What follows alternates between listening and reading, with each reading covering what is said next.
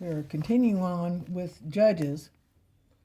In chapter 3, it said, as we read previously, that God had not driven out all those other nations from Israel. He let them stay in order to keep testing Israel to see whether it was going to obey or not. So chapter 3 starts out, "These are the nations that the Lord left to test all those Israelites who had not experienced any of the wars in Canaan. He did this only to teach warfare to the descendants of the Israelites who had not had previous battle experience. The 5 rulers of the Philistines, all the Canaanites, the Sidonians, the Hivites living in the Lebanon mountains of Mount Baal Hermon to Lebo Hamath. They were left to test the Israelites to see whether they would obey the Lord's commands, which he had given their ancestors through Moses."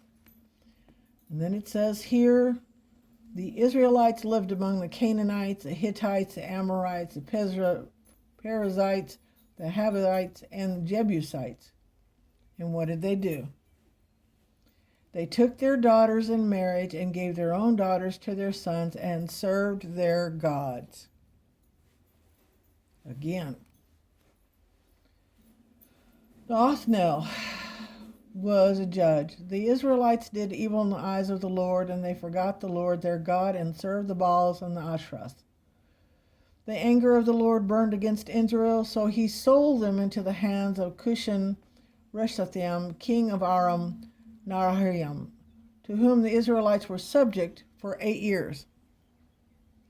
But when they cried out to the Lord, he raised up for them a deliverer, Othniel, son of Kisnah, Caleb's younger brother, who saved them.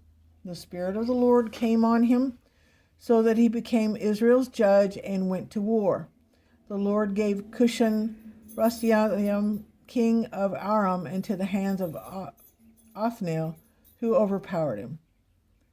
So the land had peace for 40 years, until Othniel, son of Kisnah, died." And what happened? Again, the Israelites did evil in the eyes of the Lord, and because they had did this evil, the Lord gave Eglon, king of Moab, power over Israel. Getting the Ammonites and the Amalekites to join him, Eglon came and attacked Israel, and they took possession of the city of palms. The Israelites were subject to Eglon, king of Moab, for 18 years. And again the Israelites called out to the Lord, and he gave them a deliverer, Ehud, a left-handed man, son of Gera the Benjamite. The Israelites sent him with tribute to Eglon, king of Moab.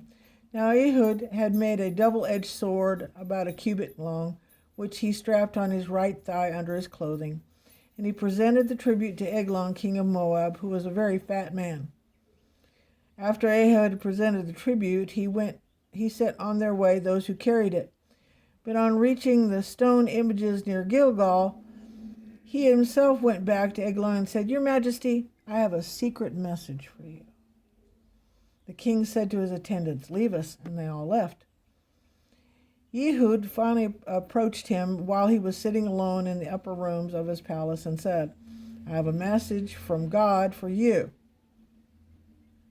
As the king rose from his seat, Ehud reached with his left hand, drew the sword from his right thigh, and plunged it into the king's belly.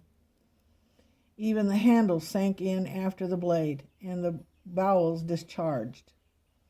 Ehud did not pull the sword out, and the fat closed in over it. Then Ehud went out to the porch. He shut the doors of the upper room behind him and locked them. And after he had gone, the servants came and found the doors of the upper room locked. And they said he must be relieving himself in the upper room of the palace. They waited to the point of embarrassment, but when he did not open the doors of the room, they took a key and unlocked them, and there they saw their lord fallen into the floor dead. While they waited, Ehud got away, and he passed by the stone images and escaped to Seirah. When he arrived there, he blew a trumpet in the hill country of Ephraim, and the Israelites went down with him from the hills, with him leading them. "Follow me," he ordered, "for the Lord has given Moab, your enemy, into your hands." And so they followed him down to possession of the fjords of the Jordan, that led to Moab, and they allowed no one to cross over. At that time they struck down about 10,000 Moabites, all vigorous and strong, not one escaped. That day Moab was made subject to Israel, and the land had peace for 80 years. 80 years. After Ehud came Shamgar, son of Anath, who struck down 600 Philistines with an ox goad. He too saved Israel. And then we get to Deborah, and it says in the beginning of chapter 4, again the Israelites did evil in the eyes of the Lord, now that Ehud was dead. So the Lord sold them into the hands of Jabin, king of Canaan, who reigned in Hazor. Sisera, the commander of his army, was based in Harosheth Hagoyim, because he had 900 chariots fitted with iron and had cruelly oppressed the Israelites for 20 years. And they cried to the Lord for help. Now Deborah, a prophet, and the wife of Lepidus, was leading Israel at their time. She held court under the palm of Deborah between Ramah and Bethel in the hill country of Ephraim, and the Israelites went up to her to have their disputes decided. She sent her for Barak, son of Abinoam, from Kadesh and Naphtali, and said to him, the Lord, the God of Israel, commands you, go take with you 10,000 men of Naphtali and Zebulun, and lead them to Mount Tabor, and I will leave Sisera, the commander of Jabin's army, with his chariots and his troops to the Kishon River, and give him into your hands. Barak said to her, if you go with me, I will go, but if you don't go with me, I won't go. Certainly I will go with you, said Deborah, but because of the course you are taking, the honor will not be yours, for the Lord will deliver Sisera into the hands of a woman. So Deborah went with Barak to Kadesh. There Barak summoned Zebulun and Naphtali, and 10,000 men went under their command. Deborah also went with him.